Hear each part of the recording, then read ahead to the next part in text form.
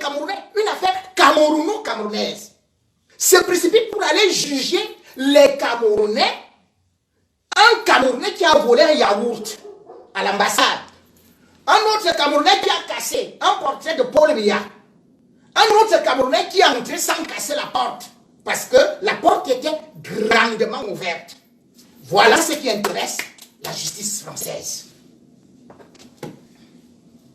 Et pourtant, le même CDD de Wampo a porté plainte contre Paul Biya le 2 février 2010 pour recel et détournement de biens sociaux au tribunal de grande instance de Paris.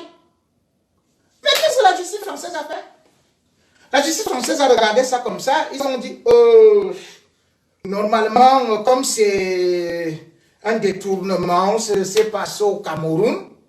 Ils jugent ici les affaires de biens mal acquis, hein, pour la famille Bongo, pour le président équato-guinéen. Après, ils disent que pour Paul Biya, ça doit se résoudre au Cameroun. Ils disent irrecevable. Vous vous rendez compte? Par la suite, le CDD de Wampo va saisir, va aller jusqu'en cassation. Et en 2011, en juillet 2011, la doyenne des juges, qui s'appelle Françoise Dessay, elle décide que cette plainte est bel et bien recevable. Donc Paul Biya doit être jugé en France. Ça, vous ne le saviez pas au Cameroun. La plainte est recevable. Ils ont déclaré la plainte recevable en 2011. Nous sommes en 2020. Le procès n'a jamais eu lieu. La casse des ambassades vient de se passer. Le procès a déjà eu lieu. Le procès est déjà programmé ce mois. Ce qu'ils appellent casse, hein? Le yaourt volé. Paul Biya, on dit à la justice française, voici les documents. C'est des milliards et des milliards. Ils disent que c'est trop peu. Mais l'affaire du yaourt, elle est trop chaude. Hein? Vraiment, il faut trouver comment Maître Corbeau a pu aller ouvrir le frigo de l'ambassadeur pour prendre Yop. Maître Corbeau a bu Yop. Il ira en prison pour Yop. Alors qu'en France, même dans un supermarché, vous entrez, vous buvez tous les yaourts que vous voulez. Vous mangez tous les gâteaux. Tant que vous ne sortez pas avec, jamais on ne va vous poursuivre. Dans tous les supermarchés, demandez à n'importe qui. C'est autorisé. Quand un Camerounais arrive, il a un yaourt. La justice française se dépêche à le juger. Et pas à juger celui qui est bel et bien là depuis. Donc, à une certaine période, il faut qu'on sache dire des vérités. La justice française défend les intérêts de qui? Dans un pays où on parle de liberté, dans un pays où les gilets jaunes marchent tous les jours, cassent tout. Après, on va récupérer les gens à l'ambassade pour les juger. Vous comprenez donc cette complicité-là qui ne peut pas continuer de cette façon. Une justice qui est pilotée, une justice qui uniquement ne sert que les intérêts français, une justice qui est actionnée comme un piston, où il y a des marionnettes et des marionnettistes, une justice sous la férule de l'exécutif, exactement à peu près comme... Ah bon? Une justice politique. C'est pourquoi ça? Et vous vous rendez compte? Lorsque la police française, d'ailleurs, était arrivée sur les lieux, nous sommes le 26 octobre. La justice française prend ces gens-là, part avec eux, les libère. Mais l'État du Cameroun ne constate pas qu'il a perdu 70 millions d'euros. Alors que vous-même, vous savez que s'il y a eu braquage chez vous, ou s'il y a eu un intrus, vous partez d'abord regarder s'il y a de l'argent. Non. Et vous attendez. Jusqu'en juillet. Le Cameroun a porté plainte en juillet.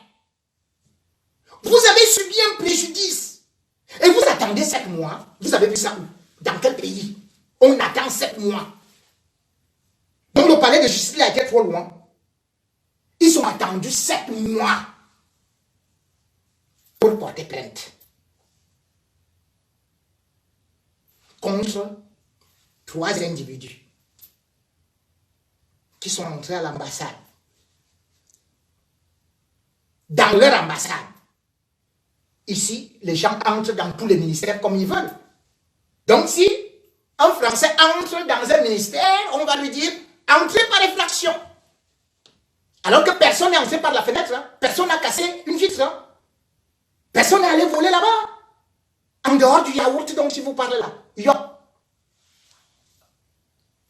Donc comme ils chantent au Cameroun, RDP c'est ayop, ayop, ayop, ayop.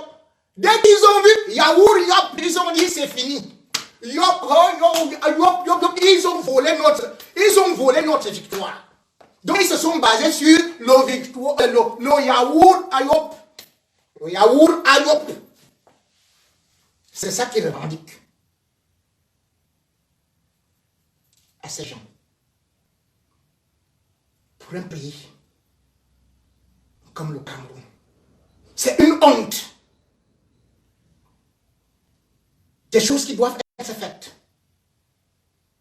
La gouvernance et tout le reste. La France s'est copieusement moquée que quand les policiers français arrivent, ils se rendent compte que le Cameroun est la seule ambassade de la France où on paye les gens de main en main. Comme dans la tontine. On dit, toi là, viens, on te donne ta part d'argent. C'est sans trace. Le Cameroun est la seule ambassade où on ne paye pas avec les cartes bancaires. Parce qu'on ne veut pas de traces. Vous arrivez vous donner les espèces. Ils ont dit, ils n'ont jamais vu ça. C'est pour ça que la justice française a rapidement enlevé ça. Puisque eux-mêmes, ils ont regardé les vidéos.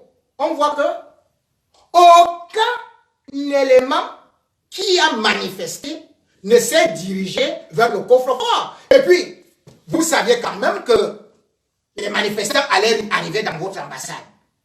Vous saviez qu'ils vous ont donné des alertes. Et quand ils arrivent, ils trouvent un coffre-fort ouvert. Dites-moi, vous avez un coffre-fort à l'ambassade. Vous l'avez ouvert.